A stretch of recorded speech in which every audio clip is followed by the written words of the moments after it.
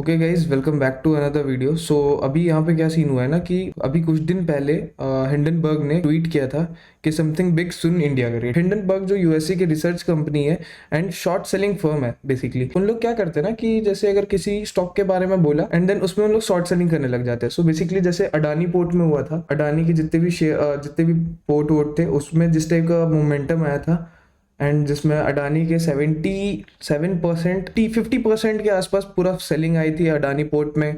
Adani enterprises में आया था 72% 70 के आसपास। जो अडानी पोर्ट मतलब जो बेसिकली ओके, तो हिंडनबर्ग का एक्चुअल में हिसाब किताब ऐसा है कि उन लोग रिसर्च करते हैं एंड जैसे भी किसी कंपनी के बारे में नेगेटिविटी दिखती है या अगर किसी में नेगेटिव पॉइंट्स रहते हैं तो उसको पॉइंट आउट करके उसके बारे में रिसर्च वगैरह दे देते हैं एंड देन जिसके कारण मार्केट में बहुत सारा पैनिकनेस आ जाता है, जिसके कारण वो शॉर्ट सेल करके बैठे ही रहते हैं एंड लोग भी उनके एसएल कटने लगते हैं, लोग खुद पैनिक में आके सेलिंग करने लग जाते हैं। तो दैट काइंड ऑफ जो मोमेंटम रहता है ना वो सब आने लग जाता है। ठीक है, जो भी निफ्टी के कंपोनेंट्स रहते हैं, जैसे अडानी पोर्ट निफ्टी का कंपोनेंट है, अडानी एंटरप्राइजेस निफ्टी का कंपोनेंट है। स्टॉक्स को पकड़ेंगे लोग निफ्टी का ही पकड़ेंगे, किसी ना किसी सेक्टर का। बैंकिंग सेक्टर पकड़ ले निफ्टी का, ठीक है, निफ्टी में मतलब जो बैंक्स आते हैं वो पकड़ सकता है एंड आईटी सेक्टर पकड़ सकता है। सो अभी अपने को कोई क्लियरेशन नहीं है, तो हिंडनबर्ग ने ट्वीट किया है, इतना अपने को आइडिया है। अब ये नहीं पता कि हिंडनबर्ग किसके बारे में एंड किस पे न्यूज निकालने वाला है। थोड़ा सा इंपॉर्टेंट रहेगा एंड क्रूशियल रहेगा मार्केट के लिए मंडे को। जो इस टाइप का जो पैनिकनेस आ जाता है, पिछली बार क्या हुआ था, सेम चीज हुआ था। हिंडनबर्ग ने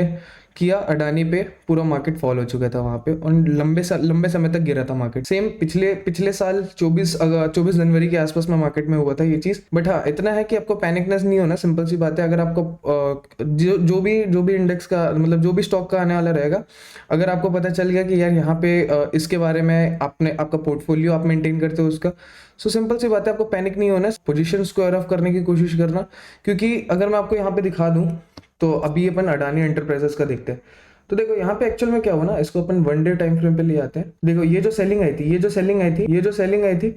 ये देखो 24 जनवरी का बता रहा मैं ना। ये जो सेलिंग आई थी, ये जो रिजल्ट है, मतलब जो इनका रिसर्च था उसके कारण जो इतनी बड़ी सेलिंग आई थी। एंड यहाँ पे अगर आप देख सकते हो तो कितना बड़ा फॉल है 24 तारीख से। देखो ऑलमोस्ट 70% का फॉल ऑलमोस्ट कितने दिन में, 2 3 4 छः, एक हफ्ते के अंदर, चलो ले लेते हैं, एक हफ्ते के अंदर में इतना बड़ा सेलिंग आ गया। एंड जिससे मार्केट अभी भी रिकवर करने की कोशिश कर रहा है। तो उस टाइम पे बहुत इशू गए थे यार, बहुत लोगों का लॉस हुआ था उस टाइम पे। बट अगर आपका पोर्टफोलियो है तो आपको ध्यान से मेंटेन करना है। सो अब देखते हैं निफ्टी के एनालिसिस देख लेते हैं यार। ओके, तो पिछली बार जो सेलिंग आई थी वो हिंडनबर्ग के कारण आई थी अडानी पोर्ट में, जिसका इम्पैक्ट एक्चुअल में निफ्टी में भी पड़ता है।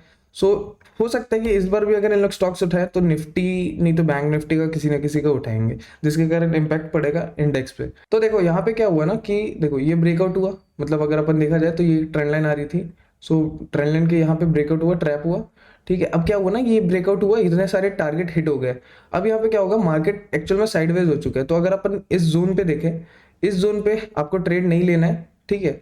एंड अगर आप देखा जाए तो अगर इस जोन का कोई भी एक एरिया निकलता है, मतलब अगर जैसे ये हाई निकलता है तो सीधा मार्केट शॉर्ट कवरिंग के लिए जाएगा ऊपर, और अगर लो निकलता है तो मार्केट सीधा सीधा सेलिंग पे चले जाएगा। तो अब यहाँ पे पॉसिबिलिटीज यही आ रही है कि अगर ये रेंज के बीच में रहा मार्केट तो अपन ट्रेड नहीं लेंगे, लेकिन इस रेंज को निकाल के कुछ अच्छी कैंडल क्लोजिंग की, अच्छी कैंडल क्लोजिंग करने के बाद हाई पे एंट्री, लो का एसएल एंड सीधा शॉर्ट कवरिंग ना, मतलब सीधा शॉर्ट कवरिंग सीधा ये वाला जोन तक। ओके गाइस, तो अपन प्रोजेक्ट बना लिए कि अपना कैसा रहेगा target in SL.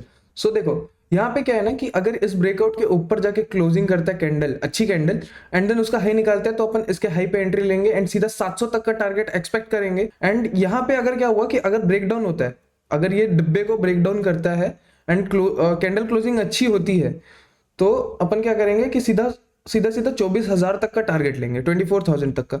I hope आप लोग को क्लियर हुआ हो। एंड देखो इसमें मैं आपको एक चीज बता देता हूँ कि मार्केट जब भी इस जोन को क्रॉस करे, ठीक है, ये वाले जोन को अगर मार्केट जब भी क्रॉस करेगा तो आपको बस एक चीज ऑब्जर्व करनी है कि फर्स्ट 15 मिनट का कैंडल कैसा बना है। देखो अब जैसे यहाँ पे अपन देख सकते हैं, पहला 15 मिनट का कैंडल इतना बड़ा बना है कि जिसमें पूरा मोमेंटम खत्म हो चुका है। अगर आप यहाँ पे हिसाब देख लो तो यहाँ पे मार्केट खुला, पहला कैंडल 60-70 पॉइंट नीचे चले गया, दूसरा कैंडल सिंपल सी 20 पॉइंट ऊपर चले गया, ठीक है, मतलब वही कैंडल ऊपर भी 20 पॉइंट चले गया। तो यहाँ पे 100 पॉइंट का मोमेंटम, एक रेंज क्रिएट हो चुका है।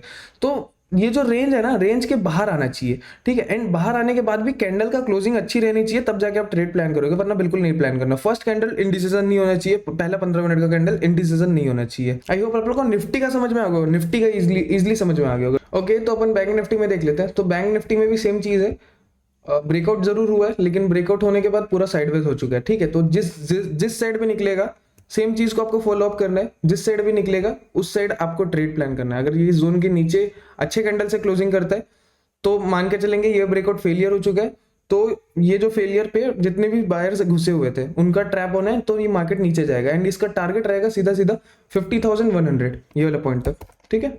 तो अपने को ऑलमोस्ट 300 पॉइंट का तो टारगेट मिल रहा है। अगर यहाँ पे मार्केट ब्रेकआउट करता है अच्छे कैंडल के साथ, अच्छे कैंडल के साथ, तो अपन कैंडल लो के एसएल लेके सीधा टारगेट लेंगे ये वाले पॉइंट तक का, मतलब चलो 51,000 ले लेते हैं। तो ऊपर भी अपने को 300 पॉइंट का टारगेट है, नीचे भी अपने पास 300 पॉइंट का टारगेट है। तो जिस तरफ भी निकलेगा मार्केट उस तरफ अपन ट्रेड प्लान करेंगे, मतलब काइंड ऑफ बहते पानी की तरह। मार्केट जिस तरफ जाएगा अपन उस तरफ जाएंगे, ठीक है। एंड बैंक निफ्टी का मैं इसलिए बोल रहा हूँ इतना कॉन्फिडेंस से, क्योंकि बैंक निफ्टी में ब्रेकआउट जरूर हुआ लेकिन मार्केट पूरा साइडवेज हो गया, ठीक है। तो ये एक चांसेस रहता है कि ब्रेकआउट, जैसे देखो ब्रेकआउट होता है ना एंड देन उसके बाद डायरेक्ट इनडिसीजन या साइडवेज हो जाता है मार्केट, तो there will be highest chances कि ब्रेकआउट फेल हो सकता है।